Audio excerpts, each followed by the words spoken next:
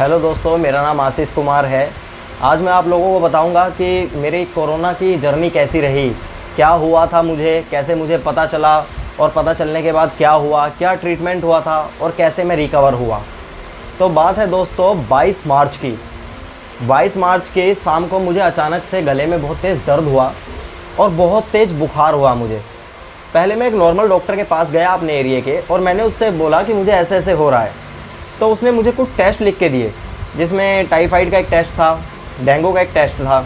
मैंने वो जाके टेस्ट कराया लैब से, और लैब से टेस्ट कराने के बाद उन्होंने बोला आपको डेंगू और टाइफाइड तो कुछ भी नहीं है, लेकिन बुखार मुझे उस टाइम भी बना हुआ था। तब मैं डॉक्टर के पास आया, उसने बोला फिर कोई बात नहीं, आपको ये बड़े बुखार नहीं है, नॉर्मल है। तो मैं नॉर्मल समझ के उसको और फिर घर पे आ गया। पैरासीटामोल की दवाई ली। दवाई लेने के बाद मैं लेट गया शाम को और नींद आ गई अचानक से, फिर मैं सो गया। अगले दिन मैं उठा सुबह सुबह तो मेरा पूरा शरीर मतलब ऐसा लग रहा था मुझे कि मैं उठ नहीं सकता, इतना तेज़ मुझे बुखार था। बुखार लगातार बने हुए था मुझे। तो मैंने एक दूसरे डॉक्टर को बोला, डॉक्टर साहब ना डेंगू है, ना टाइफाइड है, ना मलेरिया है, मैंने सारे टेस्ट कराए हैं, कुछ भी नहीं है, लेकिन बुखार मेरे शरीर में कंटिन्यूस है, गले में दर्द है। तो उसने मुझे बोला भाई कहीं आपकी कोई ट्रैवलिंग हिस्ट्री है क्या, कहीं बाहर देश से जाके या कहीं से कुछ आए हो। मैंने बोला नहीं, ऐसा तो कुछ नहीं है। उसने बोला फिर भी चलो एक बार, ऐसा आपको होगा तो नहीं, लेकिन आप कोरोना का टेस्ट करा लो। तो मैं हॉस्पिटल में कोरोना का टेस्ट कराने गया। तो हॉस्पिटल के डॉक्टर्स ने बोला ऐसे कोरोना नहीं होता, ट्रैवलिंग हिस्ट्री नहीं है तो वापस चले जाओ। फिर भी मैंने जिद की कि नहीं, मुझे कराना है, मेरा करो। उन्होंने फिर मेरा टेस्ट किया। टेस्ट करने के बाद सडनली क्या हुआ, जो मुझे लेकर गए थे उनको बोल दिया आप लोग घर चले जाओ, इसको एक दिन एडमिट रखेंगे जब तक रिपोर्ट नहीं आएगी। अगले दिन अचानक से सुबह 11 बजे, शाम को मैं एडमिट हुआ था, सुबह 11 बजे डॉक्टर्स रूम में आए और आने के बाद मुझे तुरंत बोलने लगे आशीष कुमार कौन है। मैंने बोला डॉक्टर साहब मैं हूँ। तो उन्होंने बोला कोई चीज़ आप छूना नहीं, किसी चीज़ को छूना नहीं, बाहर निकलना नहीं और अपने बेड पे ही बैठे रहो। तो मैं हाइपर हो गया, मैंने मतलब टेंशन में आ गया। मैंने बोला कि क्या हुआ, क्या है ऐसा, आप मेरे साथ क्यों। बोला आपको कोरोना हुआ है। मैं सुन के इतना शॉक्ड हो गया, मैंने कहा मुझे कैसे कोरोना हो गया। तो उन्होंने बोला कौन कौन आपके साथ है, आप नाम बताइए, कैसे हुआ आपको, आपके एरिया में किसी को था क्या, ये वो। मेरे से हज़ारों सवाल जवाब होने लगे, लाखों में फ़ोन आने लगे मुझे डॉक्टर्स के, मैं इधर से बोल रहा हूँ, मैं उधर से बोल रहा हूँ, मैं पुलिस वाला हूँ, मतलब ऐसा मेरे साथ होने लगा। फिर मेरी फैमिली वालों को लेकर आए, जो मेरे फैमिली वाले थे, मेरी दीदी जीजा जी, सबको लेकर के आया गया। आने के बाद उनको भी हॉस्पिटल में रखा, उनके भी टेस्ट किए और लकीली उन सब के रिपोर्ट्स एकदम नेगेटिव आ गए। मगर शाम को क्या हुआ, उसी हॉस्पिटल में रहते हुए मैं घर वालों से बात कर रहा था, अच्छा लग रहा था कि चलो अब सब लोग साथ में हैं यहाँ पे। लेकिन शाम को एक स्टाफ आके बोलता है हॉस्पिटल का कि आशीष कुमार आपका नाम है। मैंने बोला जी, चलो आपको यहाँ से बड़े हॉस्पिटल में शिफ्ट कर रहे हैं। मैं इतना डर गया था दोस्तों, मुझे लगा मेरे साथ ये क्या हो रहा है अचानक से ही। मुझे जब हॉस्पिटल में ले जाया जा रहा था तो पूरा पैक कर दिया था, ऊपर से नीचे तक पूरा पैक कर दिया, आँखें ढक दी, मुँह ढक दिया, हाथ पैर ग्लव सब चीज़ में इतनी रोकथाम और सब चीज़ मतलब एकदम से मेरे साथ अजीब सी होने लगी थी। मैं हॉस्पिटल गया, मैंने वहाँ जाके देखा तो मेरे जैसे और भी हज़ारों पेशेंट थे वहाँ पे। तब मैंने कुछ पेशेंट से पूछा, मैंने कहा क्या लोग रिकवर होके घर जा रहे हैं, ठीक हो रहे हैं। तो उन लोगों ने मेरा हौसला रखा, बोला हाँ ठीक हो रहे हैं। तो उस पूरी रात मुझे नींद नहीं आई, मैं फ़ोन देखता रहा और फिर फ़ोन की बैटरी भी डाउन हो गई। मैं अपने कपड़े, साबुन, तेल, कोलगेट, कंघा कुछ भी लेके नहीं गया था हॉस्पिटल में। अगले दिन फैमिली वाले भेजते तो वो कैसे भेजते, उनको भी हॉस्पिटल में रखा था। तो बहुत परेशानी वाले दिन थे। तो मैं पूरी रात नहीं सोया। अगले दिन डॉक्टर्स आए और मेरा ब्लड लेने लगे, मेरा एक्सरा लिया।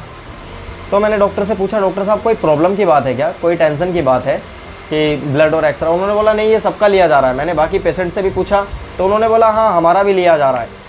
लकीली क्या हुआ दोस्तों, एक नर्स आई और मैंने उस नर्स से पूछा क्या मैम लोग ठीक हो रहे हैं या एक्सपायर भी हो रहे हैं। तो उसने बोला अभी तक इस हॉस्पिटल में एक भी बंदा कोरोना से एक्सपायर नहीं हुआ। तब मुझे बहुत अच्छा लगा सुन के। फिर मैंने उनसे पूछा मैम इसका ट्रीटमेंट क्या है इसका। उन्होंने बोला इसका ट्रीटमेंट कुछ नहीं है, लेकिन जो कुछ दवाइयाँ दी जा रही हैं वो इस पर काम कर रही हैं, लोग फटाफट रिकवर कर रहे हैं और अपने शरीर के अंदर कैसी हमारी रोग प्रतिरोधक क्षमताएँ हैं उससे हम लोग ठीक हो रहे हैं।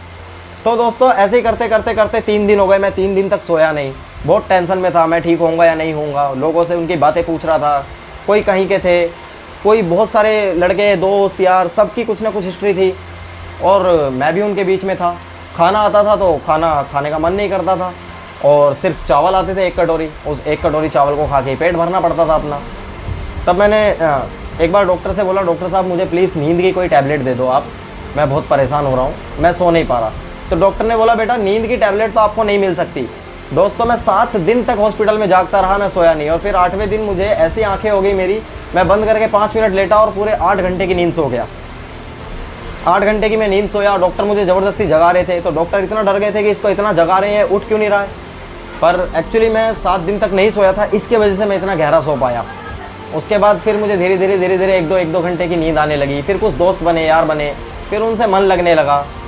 फिर एक दिन अचानक से मेरा एक और टेस्ट लिया। मैंने पूछा डॉक्टर साहब इसकी क्या रिपोर्ट आई है। उसने बोला अभी भी आपका टेस्ट पॉजिटिव है। मैं और टेंशन में आ गया।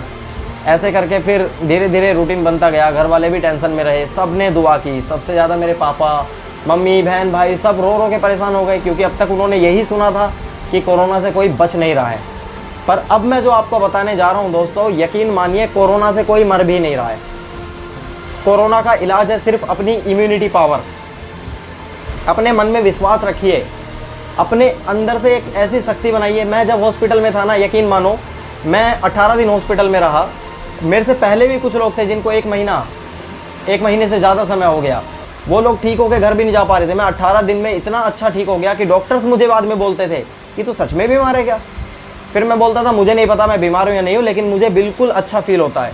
जितने हो सके ऑरेंज खाइए, ऑरेंज खाइए, एप्पल खाइए। हाथ तो बार बार धोते ही रहिए, खैर हाथ धोना अच्छी बात है, लेकिन यकीन मानिए आप, कोरोना इतनी बड़ी बीमारी नहीं है जितना इसको समझाया जा रहा है।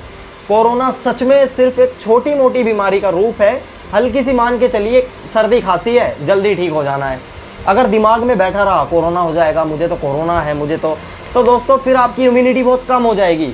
और इम्यूनिटी एक बार कम हुई तो फिर आप सच में बीमार होते चले जाएंगे।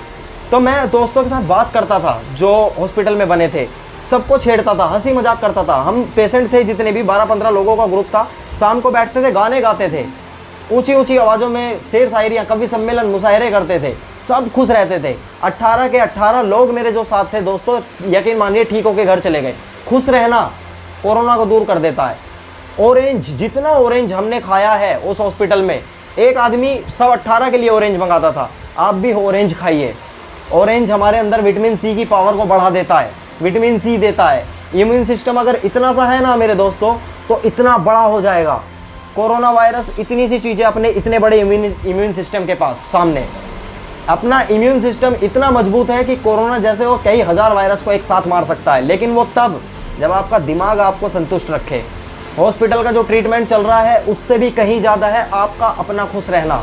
मैं खुश रहता था। हॉस्पिटल के ट्रीटमेंट से ज़्यादा दोस्तों मैंने अपने खान पान पे ध्यान दिया। गर्म पानी पीजिए, गर्म पानी में हल्दी डालिए, तो उससे जो गले में ये कफ जम जाते हैं ना, वो कफ नहीं जमेंगे। गर्म पानी में हल्दी डालिए, शहद डाल के, शहद में अदरक का जूस मिला के पी जाइए। ये सब चीज़ें मैं करता था। 18 दिन में ठीक हो गया। जब मुझे देखा दूसरे वाले पेशेंट ने कि यार ये क्या क्या कर रहा है ठीक होने के लिए, तो देसी उपचार ज़्यादा आजमा रहा है दवाइयों से ज़्यादा, तब उन लोगों ने भी मेरे से हल्दी ली, नमक लिया, शहद लिया और मैं सबको देता था। वो 18 के 18 लोग हॉस्पिटल से डिस्चार्ज होकर सबसे पहले आए। यकीन मानिए मुंबई में सबसे पहले जो डिस्चार्ज होकर ग्रुप निकला है, 18 के 18 लोग एक साथ, वो हम ही निकले हैं। और उसका कारण है सिर्फ हमारा खान पान और अच्छी डाइट। आप डाइट लीजिए, आप दवाइयों से ज़्यादा डाइट पे ध्यान दीजिए। आप मस्त खाइए, मस्त सो जाइए, कोरोना आपको कुछ भी नहीं करेगा। साफ़ सफाई का ध्यान दीजिए। जितनी बार आप हॉस्पिटल में हो, दिन में 2 बार तो ज़रूर नहाइए। ये जो मैंने अपने साथ किया है वो मेरे साथ।